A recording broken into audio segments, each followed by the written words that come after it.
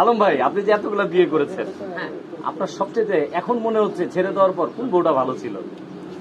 মানে ও থাকলে আপনার ভালো হতো।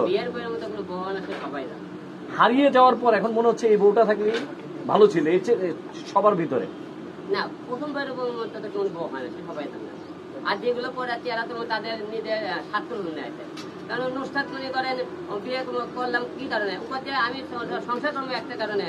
আমার তোমার সাথে বিয়ে করার উদ্দেশ্য একটা, আমি সবার সাথে কাজ মানে আমি নায়িকা হব, ওর নায়িকা হওয়ার স্বপ্ন। ওটা নিয়ে একটা সিনেমা বানালাম, নায়িকা বানানো করছে না, খালি তো তোমার সাথে কাজ করলাম, সাকিব সাবনুর দিয়ে সবার সাথে কাজ করতে হবে, অত আরো নায়ক দল আছে, তাহলে কাজ করতে হবে।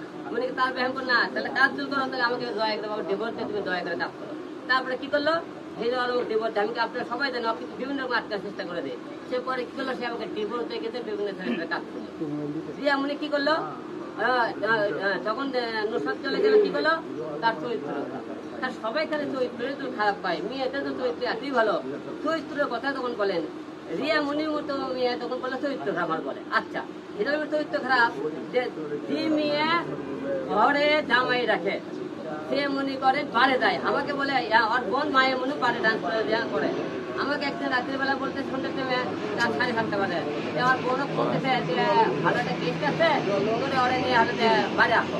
আমার কথা তুমি বাসায় তখন আমি 1 ঘন্টা পরে হলে বাড়ি থেকে আসি। তখন ওর মা ছিল, রিয়ার মা, ওর রিয়ার মায়ের সামনে ওটা মানুষ। আমি তোর এত বড় সাহস, আমি ঘরে করে জামাই হলে বাড়ি। তাহলে এই যে ঘরের জামাই রাখে, তারা বাড়ি যেতে চায়, তারা কি কয় সেটা পরে কি হয় না। ঘরে জামাই রেখে মনে করেন হলে জামাই কথা না শুনে আপনি হলে নাচ গান করে, সেটা পরে গিয়ে কনা। ঘরে জামাই রেখে মনে করেন হলে বিভিন্ন জায়গায় মদ পান করে, সেটা পরে গিয়ে না।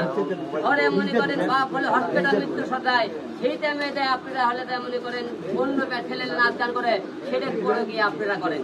বড়টা কে করে, হিরো আলম করে, ছেলে মানুষরা করে, মেয়ে মানুষেরা এলে কোনো পরে এটা করতে পারে না।